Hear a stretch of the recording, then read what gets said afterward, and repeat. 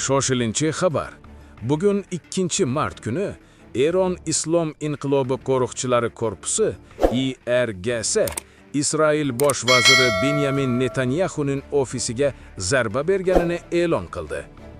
Eron davlat televideniyasi tomonidan e'lon qilingan bayonotga ko'ra, Isroil bosh vazirining ofisi va harbiy havo kuchlari qo'mondonining shtab-kvartirasi haqiqiy Va'da 4 operatsiyasining 10-to'lqini paytida Hayber raketalari bilan nishonga olingan.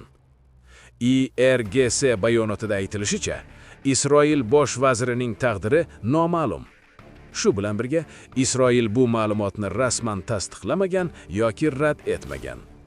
Bu voqealar so'nggi kunlardagi dramatik voqealar fonida sodir bo'lmoqda. Avvalroq Eron davlat televideniyasi oliy rahbar Oyatulloh Ali Xomenei o'ldirilgani haqida xabar bergan edi. Ba'zi agentliklarning xabar berishicha, u 28-fevral kuni ertalab o'z ofisida o'ldirilgan. Eron 40 kunlik milliy motam va 7 kunlik bayram e'lon qildi. Shuningdek, hujumda Oyatulloh oilasining 4 a'zosi halok bo'lgani haqida xabarlar bo'lgan. IRGS ma'lumotlariga ko'ra, qurolli kuchlar tarixidagi eng shiddatli operatsiya oliy rahbarning vafotidan keyin boshlangan.